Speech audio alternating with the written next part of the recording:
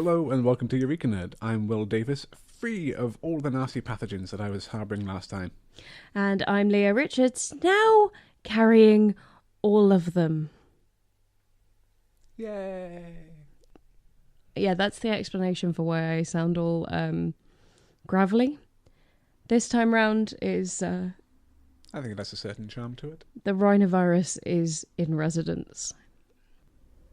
Let's not dwell on what's making you feel bad. Let's open with something that might make you feel smart. Maybe. Probably not, actually. The multi-million-dollar industry of brain games turns out to not be doing that much for anyone. Which is unfortunate, because I think a lot of people are really hoping these will change their lives. It can help keep certain patterns of behaviour open, but when it comes to making you actually smarter, then the latest research from Florida State University in Frontiers in Aging Neuroscience says that there's very little evidence that these types of games can improve your life in a meaningful way. A lot of the claims revolve around the idea that practicing tasks like remembering strings of numbers will help improve your working memory, which will slow down, for example, age-related deterioration. But the FSU study focused on this claim and found any improvements in working memory from that did not seem to transfer to other tasks. Yes, it turns out that memorising long strings of numbers will make you better at memorising long strings of numbers, but looking at what they call far transfer, taking that performance and working with other tasks, it's, well, I think best summed up in a quote from Dr. Neil Charnes, who says, "The thing is that seniors in particular should be concerned about is, if I get very good at crossword puzzles, is it going to help me remember where my keys are?" And the answer is probably no. Charnes does note that other studies have found that aerobic exercise rather than mental exercise does make a difference to brain function, physical exercise actually causing beneficial structural changes in the brain, as well as, for example, helping improve the general blood flow. He even predicts exergaming, combining exercise and brain games, which I think is maybe a little like a soft launch with Pokemon Go, getting people up and out of their houses. Needs more puzzles. Yeah, maybe you have to do the maths to catch the thing. Professor Layton Go? You have to walk around town solving mysteries? I'm into it. Okay, podcast cancelled. We're going to be rich. Well, we should probably finish this episode first. Probably. Talking of getting up and moving about, turns out that's really important for songbirds trying to get it on.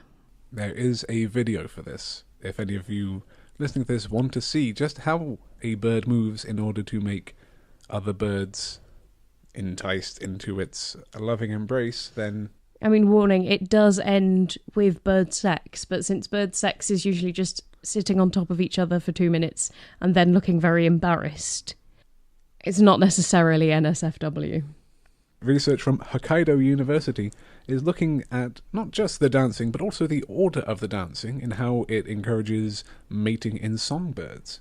Because songbirds obviously have their songs to rely on, but the dancing, the physical attraction, also seems to play an important part, if not an even earlier part than the song. They are particularly looking at Java sparrows in this study, and the assumption was in Java sparrows, as with many other songbirds, because songs play very important social roles with bonding with a mate you already have, with protecting your territory and your nest, that this would also be the case with mating, that the first point of contact would be the singing.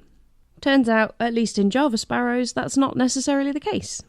The researchers found that although both duet dancing and male singing are associated with a higher rate of mating success, which is to say, bird babies, duet dancing played an essential role in mating. So, as you say, before the males even start to sing, maybe a few notes in, dancing is already forming that bond, that connection, which may result in the 2 minutes of flapping around on top of each other, even more importantly than the song. Associate Professor Masayo Soma notes that future studies will be looking into the duration and degree of coordination in duet dancing to better understand the role of dancing, how dance routines change among pairs over time, and whether birds who dance better together have more mating success. I like to imagine that there are birds out there, one busting some moves and the other birds watching, just like, oh, Greg, oh, geez, no, someone just go get under Greg so he stops. That's what all birds of paradise look like basically all the time. The males are cracking out their flashiest moves, and the females are like, I guess. Yeah, birds of paradise are an example of exactly how bizarre sexual selection can get. The first bird of paradise was a very crow-like bird that landed on the island and was like, holy balls, you guys. There is nothing here to eat us. Let's get weird. Let's get weird. Whilst dancing might be the true language of love for Java sparrows, the most commonly spoken language in the world, if you had to guess, what do you think it was? Pretty sure a teacher told me once upon a time it was Spanish. Even more than Spanish, more than Mandarin, more than French, English, more than any other language in the world, a team of researchers led by the Netherlands Institute of Ecology have identified communication between different types of microorganisms. Terpene. Bacteria and fungi using terpenes are able to communicate with each other. You know, I think it's possible they're using spoken in a rather loose sense, because a terpene is a sort of smell molecule. Implication is that this sort of chemical communication will work across an even broader variety of organisms, that the terpenes act as pheromones. They are already in use by various plants and insects, and they really are used to communicate. In this case, group leader Paulina Garbiva explains that Serratia, a soil bacterium, can smell the fragrant terpenes produced by Fusarium, a plant pathogenic fungus. It responds by becoming motile and producing a terpene of its own. Pathogenic soil fungi, such as Fusarium, have an effect above ground, making plants sick. So the fungus underneath the soil makes a smell. The bacteria around it respond to that smell. The plants above ground are infected by the fungus underneath, and all of that information can spread. Kind of like in Avatar, where you plug yourself into a tree and connect with the planet. All of this rounds up in the press release with a PhD student under Garbiva, Ruth Schmidt, proposing that organisms are multilingual. Terpene is the one that's used most often. So maybe, without even realizing it, are we native speakers too? There will be somewhere, probably more than one instance of videos of researchers getting people to run around and then sniff each other's sweaty shirts. Oh, that's a thing. Caveman dating. Although, important to note, if you've got a uterus, for the best genetic variation, do that while you're ovulating rather than when you're menstruating, and not when you're on the pill or pregnant, because those all change how you perceive those smells. Smelly facts coming to you from Eureka Nerd. We're going to come back to smells a little later on, but first of all, who are you? Who am I? Who are you on Facebook? And is that the same you on Twitter, on Tumblr, LinkedIn, Instagram? It's entirely not. People who know me on LinkedIn know me from university. People who know me on Tumblr know too much. Well, in research which I'm not sure surprises anyone who thinks about it too much, the way that you present yourself in different social media scenarios conforms to different social expectations of how those social networks are used. For example, posting a colourful Starbucks drink may be popular on Instagram, but the same image on LinkedIn would be frowned upon. Obviously, the core purpose of all social networks is to network socially. The clue is there, but different sites have got different personalities. So you go to Instagram to look at stuff that's pretty. You go to LinkedIn to be professional. So, yeah, you wouldn't share the same things there at all. But Pennsylvania State's Dongwon Lee, Associate Professor of IST, and Nishanth Sastry, Senior Lecturer of King's College, compiled information from over 100,000 social media users utilizing About.me. It's kind of a yellow pages of the internet for social media prospects, so you can link all these different accounts together. And they've found that, well, not only do people portray themselves in different lights on these different networks, but there are certain trends emerging, like women who are less likely to wear corrective eyewear, like reading glasses in profile pictures. So the researchers came to the conclusion that about 60 to 80% of the time, given a profile description and photo, they could identify the platform it was created for, because these different social networks have such different personalities. The thing that really gets me about this story, though, is the concluding paragraph, which begins, "Further research in this area could provide social media users ways to engineer the perfect social media profile." Perfect for what? Perfect for what? Like, LinkedIn, it has a purpose of like optimizing your profile for the jobs you are hoping to get. Anything else, if you're not trying to sell something, you're just there to hang out. So perfect for what? I think that reflects that so many people use Facebook and Instagram as quasi-marketing of themselves, that people try to get their own brand identities going. And for some people it's just about, I want to make the most friends on Facebook, and there's ways of doing that. You can buy them. Yeah, so what's the point?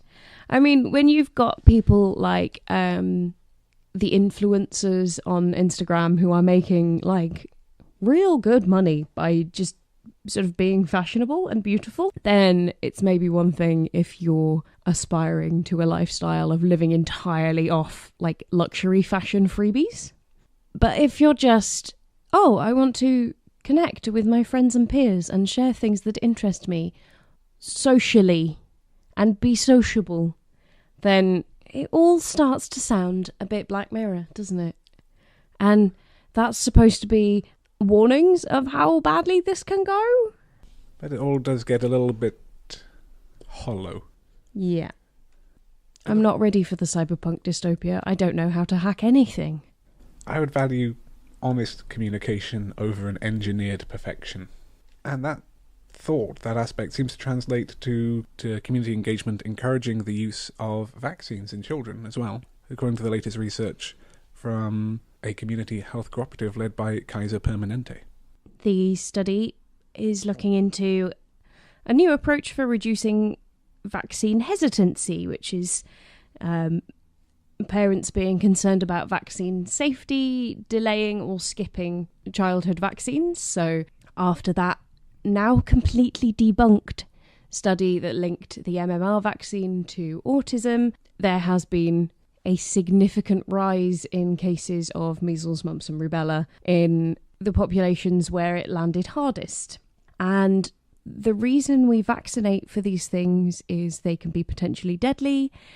If they're not deadly, they can lead to life-altering complications. I know I've read something about measles, which suggests even in the majority of children who survive measles itself, their chances of dying of other common childhood diseases are significantly increased because of the effect that measles has on the immune system. Measles, mumps and rubella are also implicated in being very dangerous for women who are currently pregnant and having implications for those pregnancies. The point of vaccinating your kids is not just to keep them safe, it's to keep everybody safe, because there are always going to be people who really, really can't have the vaccines because their immune system's already compromised or whatever. It's important to reassure people that it's a good idea, because it is. And apparently the most effective way of that encouragement being dispersed is with other parents. People whose children have already been vaccinated. Parents whose children perhaps are at risk from this gap in herd immunity, like you highlighted. Parents who appreciate the value of their child's lives and of the healthy children in their community. And that the immunity community, as they have termed it, which is delightful, is a network of health partners across Washington state, including Group Health Foundation within Reach, Seattle Children's Hospital, and Kaiser Permanente, and they found that having an open, honest dialogue about why other parents have chosen to vaccinate their children, that it saves lives, can increase parental concern about vaccination in their community and other children not being vaccinated from 81% to 89% concerned. Those who describe themselves as vaccine hesitant fall from 23 to 14%, and that fewer parents think that children receive vaccines at too young an age, and more parents become confident in vaccination as a good decision and familiar with the vaccination rates at their children's childcare or school. And there is a quote here from principal investigator Clarissa Hsu, who highlights that this project was designed to counterbalance the prevalent anti-vaccine messages that do not reflect the fact that most, at least 4 in 5 people, vaccinate their kids and are supportive of vaccines. And what they've described so far, this immunity community, reflects an attitude in science communication, which I think is essential, and one that has certainly been highlighted with a lot of the pressure coming out of the March for Science and its build-up over this weekend, that you can't just tell people that they are wrong, and that you are right, and that you have the answers, and that they should listen because you're right, and you're in a position of power, so they should just be receptive of the wisdom that you have, referred to as the deficit model of science communication, which was how a lot of public engagement was done for a long time, of come and learn from us. But that having the context of other parents, people who have had their children vaccinated and have their own inputs onto why it is important for them as a family, for them as a community in a school, adding that grounding and then taking that on board and engaging in a dialogue to say, well, why wouldn't you want your kids vaccinated? You heard from this guy, are you sure about him? He seems pretty sketchy. He's had his medical license revoked and he's now set himself up on a ranch in Austin, Texas, like a weird cult leader. And also, why do you think the possibility of your kid being autistic is worse than the possibility of them being dead? I think that is a very important thing to mention when we're talking about the idea of vaccine hesitancy and the active anti-vax communities, is that a lot of them are using this, well, it causes autism thing as a threat almost. Yeah, a threat, which, given the vast numbers of autistic people I know who are happy and succeeding and just are generally good and valuable people to have in the world, it's rude and offensive. So don't be that guy. Now, the one note that I would have against this study is that there was no control group. And with no control group, there's no saying that, for example, the improved attitudes towards vaccination weren't caused by local outbreaks of measles. Or changes in law at the time. But the theory itself of open, honest engagement. The fact that it's known that information that we are given while we're comfortable as opposed to while we're feeling challenged is more likely to be internalised, all adds up to the possibility that this is counting for something. We move on from that vaccine hesitancy to a test group who seem to have enthusiastically embraced pharmaceuticals. Inasmuch as this group of neuroscientists at the University of Sussex have been looking at what psychedelic drugs do to brains. And what they've found is what they describe as the first evidence for a higher state of consciousness. And I mean, if you've ever spoken to anyone who was involved with like the 60s psychedelia thing, it was all very much about accessing higher states of consciousness. I know people who claim they see colours when they're high that they can't see when they're sober. Professor Anil Seth, co-director of the Sackler Centre for Consciousness Science at the University of Sussex, which sounds like a cool place to work, says, this finding shows that the brain on psychedelics behaves very different from normal. Yeah, I think that's kind of the point. During the psychedelic state, he continues, the electrical activity of the brain is less predictable and less integrated than during normal conscious wakefulness, as measured by global signal diversity. It is noted that previous studies have tended to focus on lowered states of consciousness, such as sleep or anesthesia, whereas this study, they're looking at data collected from healthy volunteers who had been given psilocybin, which is the active ingredient in magic mushrooms, ketamine, or LSD. I'm surprised to hear that ketamine can induce a higher state of consciousness. I thought it usually just sort of made people go catatonic. Yeah, the only thing I've seen ketamine induced is a weekend spent face down in a sleeping bag. It doesn't look like a fun time. It really Why doesn't. would, if someone hands you something and goes, "This is a horse tranquilizer," why would you go, "This sounds like fun"? I don't get it. Maybe if you were to give it a go, you could reach this higher state of consciousness, which they do define as a specific mathematical measure. They've not transcended into a different plane of existence. They are just scoring differently on this global signal diversity score, which they use brain imaging technology like magnetic fields to detect.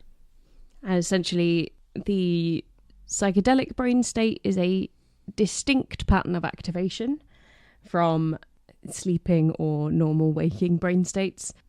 And it is even noted by Dr. Muthukumaraswamy, who was involved in all three of the initial studies, which this study was analysing the data from, that similar changes in signal diversity were found for all three drugs, despite their quite different pharmacology. And this is both very striking and also reassuring that the results are robust and repeatable. Having repeatable results is an important part of the scientific method, even if it does involve people discovering new colours that they can't repeat later. If you're taking the same thing under the same circumstances and in the same mental state, you should be able to find it again. That's what experimental replication should be. And we have commented recently on replication studies in cancer, discovering how much of the initial research that went into identifying anti-cancer pharmaceuticals is replicatable, non-replicatable from studies that were powered to achieve different endpoints. Well, it turns out that when it comes to psychology, replication studies are really digging up some dirt. Or rather, that replication studies that might dig up some dirt aren't being encouraged as much as they should be. Imagine that. Researchers looking at the recommendations for publication in various psychology journals have found that only 3% specifically say they welcome replication studies. And that is 3% of 1,151 journals. Not a small number by far. It's suggested that part of this is publication bias, which is a source of some lack of confidence in science in general, that journals will tend to prioritise things that are more groundbreaking and original and more likely to be cited later on, because the impact factor, basically the number of citations a publication receives, is often used as a yardstick for quality. So top-tier journals like Nature and Science have a whopping impact factor compared to the kind of journals which come with their own expectations of, say, less impartial peer review or less stringent standards in publication. And maybe that is because there are lots of journals that will take any manuscript they send them, including some that will just take a manuscript that says, "This is not a manuscript, do not publish this," and then print it. This ties into publications with higher impact factors being more desirable as a goal for publication, and essentially means that trying to do replication studies and provide more data showing something, show that it's definitely not a fluke, essentially make the science that we're doing more robust. There's not the incentive to do that, which when you're trying to do science as a practice, making observations, testing assumptions, it's unhelpful. And more than just lacking incentive, Professor Neil Martin describes that 33% of the journals out of this 1,151 emphasise the need for scientific originality in submissions, which discourages scientists to submit replications. 63% neither encourage nor discourage replications. The other 1% actively discourage replications. And 1% of 1,151... It's more than it should be. 11 journals saying, no, don't do that. Don't test what we've already published. Don't hold us to accountability. Don't do that. Thanks. Don't try and make sure that the previous guy's methodology was good and well reported. And of course, if peer review is doing what it should and putting a paper under a board of experts who can highlight errors in methodology, conclusions, analysis, then there would be less pressure on it in that way. But out of the 1,151 journals, I do have my suspicions that not all of them are as rigorous as the top flight, high impact journals that they're aspiring to. Well, let's circle away from the replication crisis in journal publishing, move on to something a bit more fun for the summer. Yeah, good times.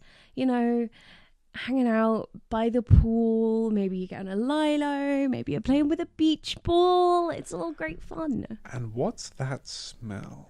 You mean that distinctive plastic pool toy smell? Sort of, plasticky, a little bit sweet. Is that a terpene? It seems more like a carbonyl compound. Cyclohexone, phenol, isophorone.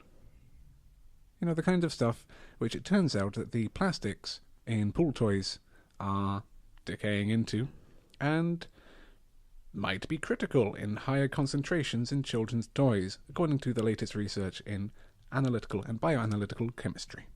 Not all of these inflatables are potentially dangerous. We don't want to cause any panic, but it might be worth looking into these fragrant compounds a little bit more closely. Yes, the descriptive language used in this is really quite something. The researchers, led by Christoph Wiedner and Andrea Böttner, took samples, just little snips of the PVC, and extracted detectable odours from each sample using solvent extraction and high vacuum distillation methods. And between the 32 and 46 odours detected in each sample, up to 13 were quite intense. As part of the study, a panel of trained volunteers were set to sniff each of the things which were being tested, which included an inflatable beach ball, a pair of swimming armbands, and 2 bathing rings, and ascribed common odour attributes to what they picked up, as well as rating the intensity of each odour, and I think just for fun, trying to guess whether they could be hazardous. Here, sniff this. It might be dangerous. 3 of the products reminded the panellists of almonds, plastic and rubber, while the 4th, more pungent one, reminded them of glue and nail polish. Almonds, pleasant. Plastic and rubber, not great. Glue and nail polish, I've been explicitly told not to sniff. But Christoph Wiedmer does express his concern that some of the products might be potentially hazardous, noting that cyclohexanone can be harmful if inhaled, phenol is acutely toxic and presumed to have mutagenic potential, and isophorone is a Category 2 carcinogen, which means that it may contribute to the development of cancer in humans. Maybe. It's not necessarily been tested, but it's maybe. So, if you are out this summer, having a paddle, having a bathe, having a swim, and you notice a smell of glue, nail polish, and a touch of almonds, then don't inhale too strongly. This is also any time you're in a body of water, frankly. Try not to drown, basically. That's my advice to all of you. Try not to drown.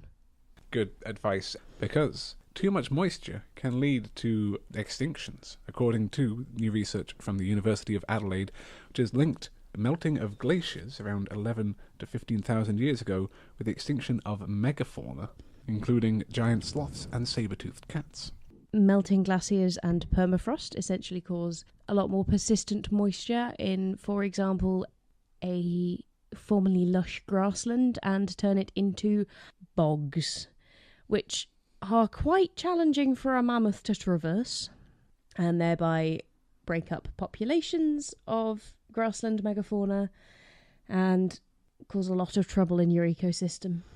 Now, the way that they have reached this conclusion is by radiodating bones from animals such as bison and horse and llamas, which we have today, to investigate the environmental changes from ancient samples and comparing it to current living extant species. And analysing the level of moisture in the environment by looking at the nitrogen isotopes present in those bones. We didn't expect to find such clear signals of moisture increases occurring so widely across all of Europe, Siberia, and the Americas, says study leader Professor Alan Cooper. The timing varied between regions, but matches the collapse of glaciers and permafrost and occurs just before most species go extinct. Lead author Dr. Tim Rabanus-Wallace from the University of Adelaide also notes that the extinctions have got a certain domino effect because grassland megafauna were critical to the food chains. They acted like giant pumps that shifted nutrients around the landscape. When the moisture influx pushed forests and tundras to replace the grasslands, the ecosystem collapsed and took the megafauna with it. And Professor Cooper again does note later that this can explain why Africa is so different, with a much lower rate of megafaunal extinctions and many species surviving to this day. Its position across the equator means that the grassland zones have always been surrounded by a central monsoon region. Stable grasslands are what have allowed large herbivores to persist, rather than any special wariness of hunters learned from humans evolving there. All of this might have been lost if it were not for bogs actually being quite good at preserving stuff. Bogs are terrifically good at preserving stuff. We know things about, the culture and religious practices of, for example, ancient Britons because of bodies found in bogs. We know that we had tattoos and what we ate and how far people might travel in their lifetimes from bog bodies. We've even found their butter. Don't eat bog butter. If you can avoid it, please don't eat the fossil. But sometimes you lick it and it sticks to your tongue and then you inhale it. What? Well, because you might lick a rock to determine that it is definitely a fossil. And I have heard tell that if it is, small or flaky, it might stick to your tongue and then you may inhale it. And just, have a little choke. If you do happen to find any bog butter in your bog spelunking, then we do encourage you to not eat it. But at least they were being extinct in a place that made it so much easier to find their remains later. Handy that it worked out that way, I guess. Because imagine if they'd gone extinct somewhere that wasn't as moist and preserving as it was, somewhere much more arid and... So they got mummified instead? Mummification would have worked as well. You just have to desiccate them quite thoroughly, I guess. And turns out, with water collection and retention becoming increasingly important as our climate shifts to the extremes, chemists and the engineers have been working on that one. In a very Mad Max Fury Road way, preservation of water using a metal organic framework has managed to pull water from dry air powered only by the sun. And this isn't totally dry air, we're still talking about 20% humidity, but given that we live in the UK where 80% humidity is more typical, that's impressively dry. The solar-powered harvester constructed at the Massachusetts Institute of Technology can pull 2.8 litres of water from the air over 12 hours, using 1 kilo of the metal organic framework in 20 to 30% humidity. And Omar Yagi, one of the 2 senior authors of the paper, doesn't pull his humble punches when he says this is a major breakthrough in the long-standing challenge of harvesting water from air at low humidity. There is no other way to do that right now except by using extra energy. Your electric dehumidifier at home produces very expensive water. And our vision is to have water off-grid, where you can have a device running on ambient solar for delivering water that satisfies the needs of a household. That would be made possible because of this experiment. He calls it personalised water. I call it a way of making sure that millions of people across impoverished nations have access to clean water. Yagi himself invented metal organic frameworks more than 20 years ago, combining metals like magnesium or aluminium with organic molecules to create rigid, porous structures. And since then, researchers worldwide have developed more than 20,000 different metal organic frameworks, which can hold chemicals such as hydrogen or methane, can capture carbon dioxide from flue gases, catalyse the reaction of absorbed chemicals, or separate petrochemicals in processing plants. So this is some really useful technology. Useful stuff. I'm wondering if he knew how useful it was going to be when he first started fiddling with them. Well, it sounds like this is maybe just one of the most public-facing applications for the metal organic frameworks after all of the industrial uses that you've listed there, and the current metal organic framework, or MOF for short, can absorb only 20% of its weight in water, but they do highlight in this paper that other materials could possibly absorb 40% or more, and that it can be tweaked to be more effective at higher or lower humidity levels, and it could provide water where it is most needed, even if it's not just personalized water, but solar-powered water could really be a game changer for the access to life-preserving material. And if we're going to travel out into our solar system, it will be endlessly useful to be able to, for example, recapture all the water that we lose from our bodies by breathing it out into the air. And for, a rough measure, Yagi does finish up this paper with, we wanted to demonstrate that if you are cut off somewhere in the desert, you could survive because of this device. A person needs about a Coke can of water per day, 330 millilitres for those of you working in metric. That is something one of these could collect in less than an hour, which if you're lost in the desert, you can probably spare the time. And then finally, moving on from technology which, in my eyes, could very well save the world, artificial intelligence. Generally, we like to think of it as going quite well, probably going to be fine, hopefully no terminating, but unfortunately, the AI is learning its intelligence from humans. Those deeply flawed humans that you encounter every day. So the pre-existing texts that are being used to teach artificial intelligences are teaching them our social biases. These poor innocent robots are being taught to be racist. On one level, it is a wonderful social commentary that, these absolute blank slates, like the very definition of tabula rasa, picks up the cultural and historical biases of the text that it is reading from.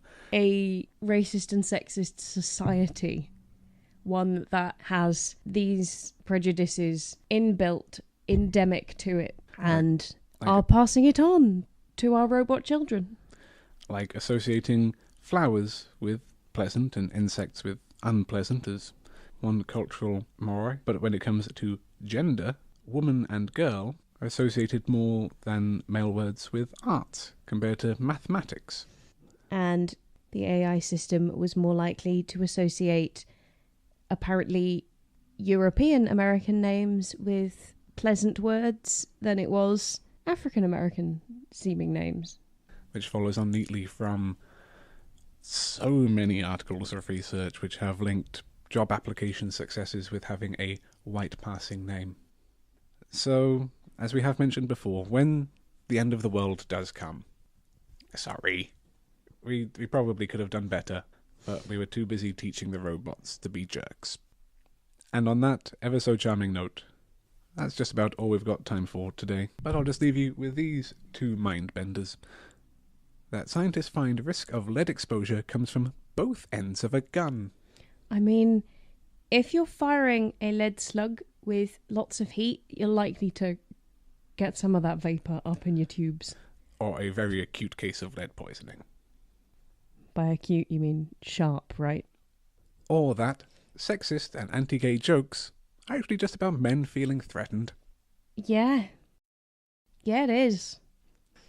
But until next time, if you do have any questions or comments, then you can send them our way at eurekanerdcast@gmail.com. That's eurekanerdcast@gmail.com. Or find us on Twitter at eurekanerdcast or Facebook as eurekanerd. Or head to eurekanerd.com. Just come and hang out with us on the internet. We're cool, really. We're not. We're nerds. We're such huge nerds. I mean, you're not wrong. But until next time, that's bye-bye from me. And goodbye from me.